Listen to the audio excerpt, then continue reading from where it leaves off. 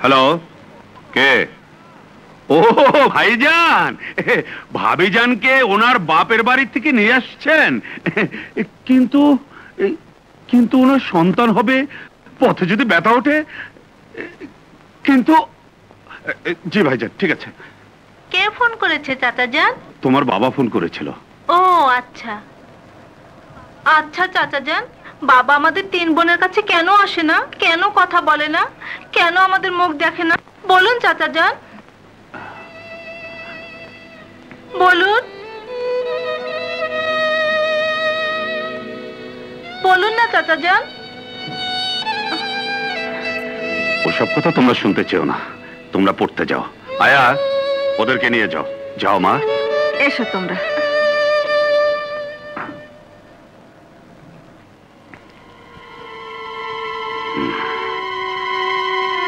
ভাইজান ওনার 3 মেয়ের মুখ দেখে না, ওদেরকে সহ্য করতে পারে না, কিন্তু তবুও ভাইজানের অবর্তমানে ওরাই হবে ভাইজানের এই প্রাসাদ, এই স্টেটের মালিক। আর যদি তাই হয় তাহলে তাহলে আমি কিছুই পাবো না, কারণ এই সব কিছু আমাদের পৈতৃক সম্পত্তি নয়, সবকিছু ভাইজানের নিজের হাতে গড়া। তাই এই সব কিছুর মালিক আমাকে হতে হলে ভাইজানের 3 কন্যাকে মেরে ফেলতে হবে, তারপর সুযোগ বুঝে ভাইজানকে হত্যা করে আমি সবকিছুর মালিক হব। হ্যাঁ, আমাকে এই স্টেটের মালিক হতেই হবে।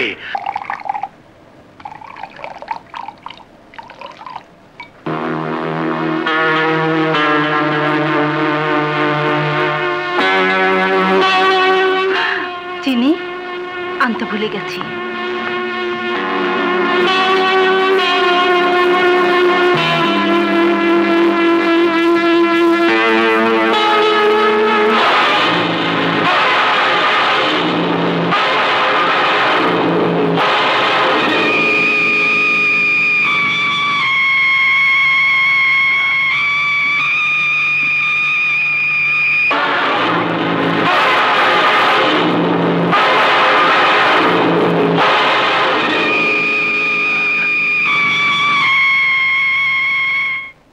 ছেলেরা আই মেয়েরা ফুল তুলিতে যাই, ফুলের মালা গলায় দিয়ে মামার বাড়ি যাই। ঠিক হয়েছে, আজ আর নয়, এখন দুধ খেয়ে ঘুমোতে যাবে। এই নাও, তুমি খাও, তুমি নাও। ফাইন।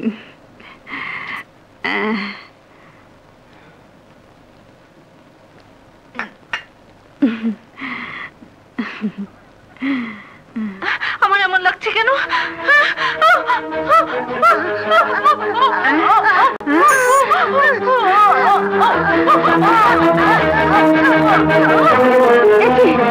তোমাদের আমার বুক জ্বলে যাচ্ছে, আমার বুক গলা জ্বলে যাচ্ছে। কি হলো, এমন করছো কেন? ব্যথা করছে। হ্যাঁ, কি?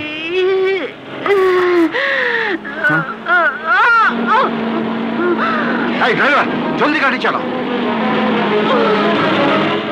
ওগো, তুমি আমাকে কথা দাও, আমার যদি কিছু হয় আমার মেয়েদেরকে দূরে সরিয়ে রাখবে না। না না না না, ওদের মাথায় স্নেহের হাত রাখবে। কথা দাও, হ্যাঁ, কথা দাও।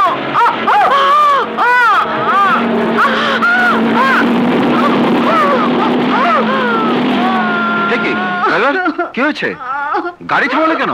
স্যার, ইঞ্জিন নষ্ট হয়ে গেছে। হ্যাঁ, 1 মিনিট দেখি তো আশেপাশে কোনো বাড়ি আছে কিনা।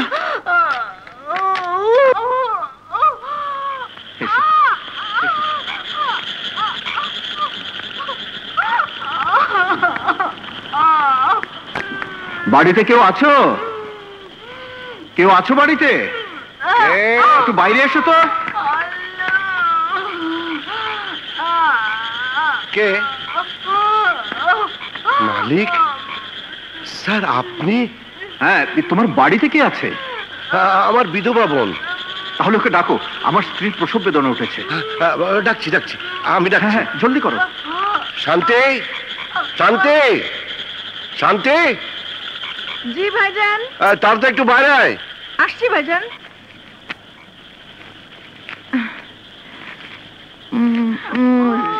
দেখো দেখো। তাড়াতাড়ি আয়। কে ভাইজান? দেখ, আরে আমাদের স্টেটের মালিক বাঘা প্রতাপ শাহ, ওনার স্ত্রী, ওর প্রসব বেদনা উঠেছে, তুই নিয়ে যা। যাও যাও। আসুন বেগম সাহেবা, আসুন, কোনো ভয় নেই। আমি চেয়ারটা নিয়ে আসি স্যার।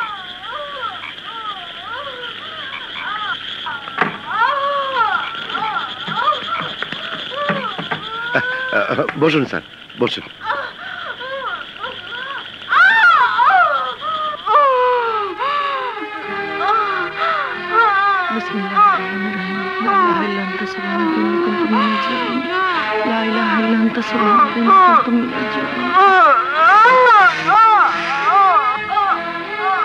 স্যার, আপনার 3 মেয়ের পর এবারে নিশ্চয়ই আপনি ছেলের মুখ দেখবেন স্যার। কিন্তু এবারও যদি আমার ছেলে না হয়ে মেয়ে হয়, তাহলে মা ও মেয়ে দুজনকে আমি মেরে ফেলবো। এসব আপনি কি বলছেন স্যার? হ্যাঁ, আমি ঠিকই বলছি। এর আগে আমার 3টি কন্যা সন্তান হয়েছে, কিন্তু পুত্র সন্তানের অপেক্ষায় তাদের মুখ আমি দেখিনি। কারণ পুত্র না হলে আমার বংশ নির্বংশ হয়ে যাবে। স্যার, ভাগ্যের উপরে কারো হাত নেই, তাই ভাগ্যকে মেনে নিয়ে আপনার সিদ্ধান্তকে পরিবর্তন করা উচিত স্যার। কারণ এটা আপনার ভুল সিদ্ধান্ত স্যার। তুমি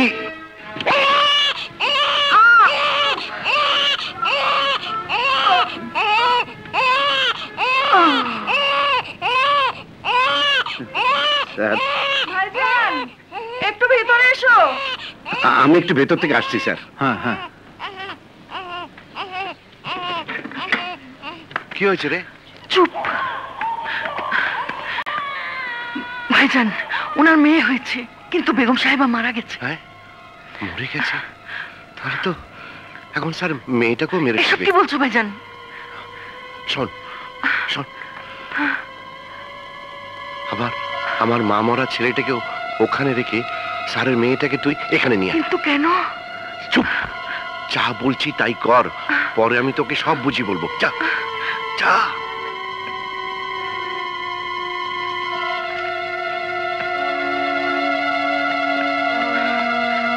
যা যা না। স্যার, স্যার আপনার মনের আশা পূরণ হয়েছে। তাহলে তাহলে আমার ছেলে হয়েছে? হ্যাঁ হ্যাঁ স্যার, আপনার ছেলে হয়েছে স্যার। হ্যাঁ, কিন্তু কিন্তু কিন্তু কি? বেগম সাহেব আর নেই। জমির, স্যার আপনি ভেতরে যান স্যার, যান স্যার।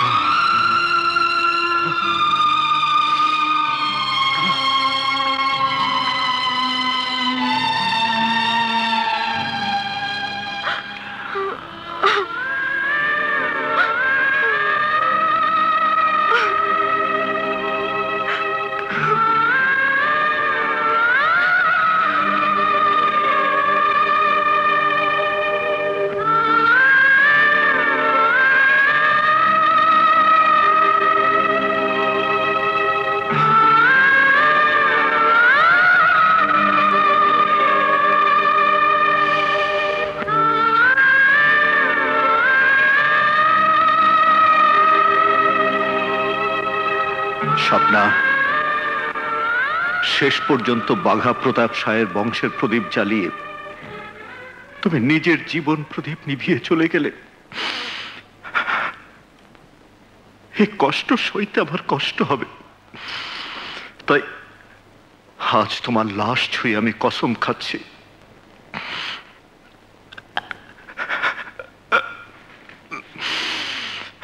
তোমার সন্তানের মঙ্গলের জন্য আমি আর কোনোদিন দ্বিতীয় বিয়ে করব না, কোনোদিন না।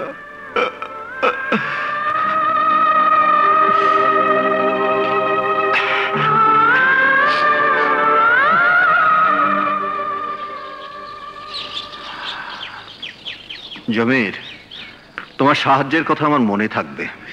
এ তো আমার কর্তব্য ছিল স্যার। হ্যাঁ, জমির, এই বাচ্চা কার? ও আমার মেয়ে। 2 দিন আগে ওর মা ওকে জন্ম দিয়ে ওর মায়া কাটিয়ে চলে গেছে স্যার। ইয়ে, এখনো নাম রাখা হয়নি। আপনি আমাদের মালিক, তাই আপনি যদি একটা নাম রেখে যান আমি খুব খুশি হব স্যার।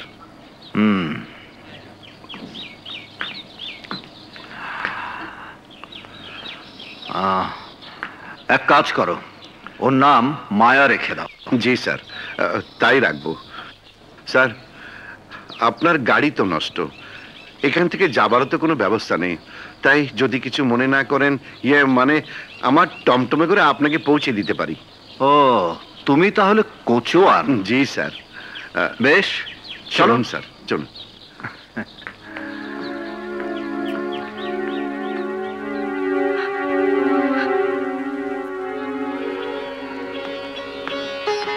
এসো।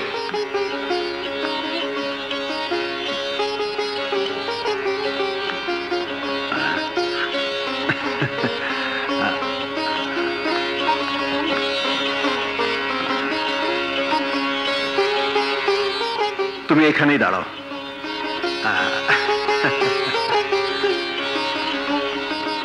দুলাল, দুলাল, এই দেখো, দেখো আমার ছেলে, আমার বংশের প্রদীপ।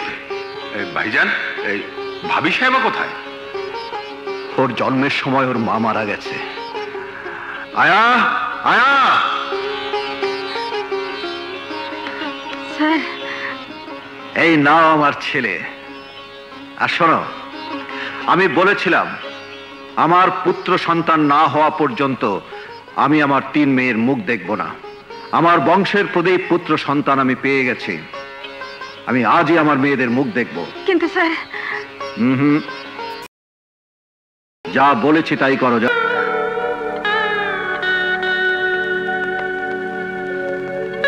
ভাইজান,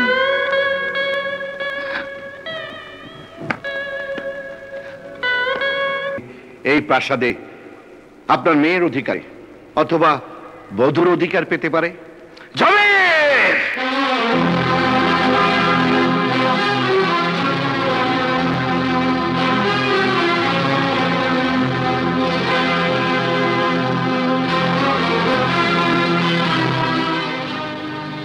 জমির, তোমার কাছে আমি কিছুটা ঋণী বলে আজ তুমি আমার হাত থেকে বেঁচে গেছো।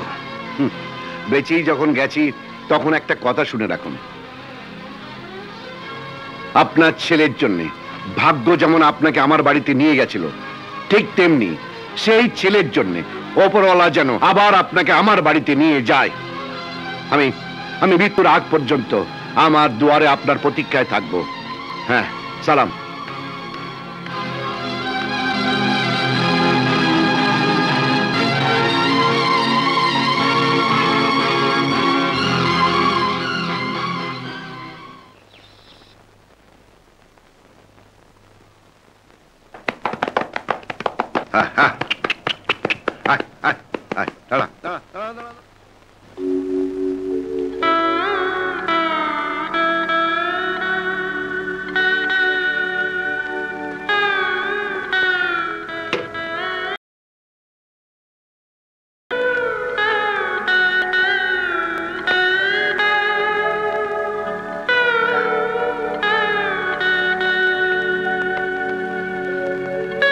ভাইজান,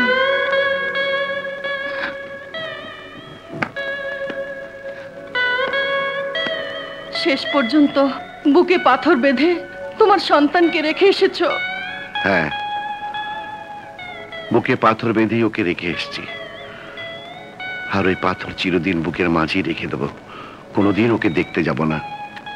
কেন? ওকে যদি দেখতে যাই তাহলে ওর মায়া আমি কোনোদিন কাটিয়ে উঠতে পারবো না। তাই বলে তুমি তোমার ছেলেকে দেখতেও যাবে না, তার ভালো মন্দের খবরও নেবে না?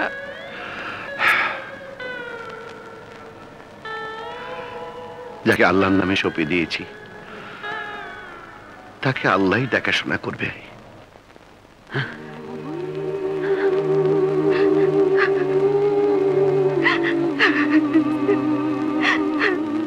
স্যার, আপনি আসার পর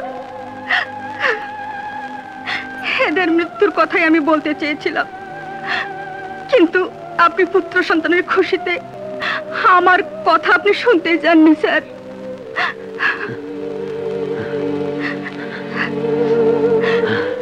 স্যার, ওদেরকে প্রতিদিনের মতো দুধ পান করতে দিই, কিন্তু দুধ পান করার সাথে সাথে ওরা ওরা কেমন যেন করতে লাগলো স্যার। আমি দিশাহারা হয়ে ডাক্তার আনতে ছুটে যাই, কিন্তু ডাক্তার নিয়ে এসে দেখি ওরা ওরা মরে গেছে। বিশ্বাস করুন স্যার, এটা আমার কোনো দোষ নেই স্যার, আমার কোনো দোষ নেই। ভাইজান, খোদার ইচ্ছের উপর কারো হাত নেই। দুঃখ করবেন না, দুঃখ করবেন না ভাইজান। চল মা, তোকে স্কুলে পৌঁছে দিয়ে আমি আবার কাজে বেরোবো। বস। হ্যাঁ,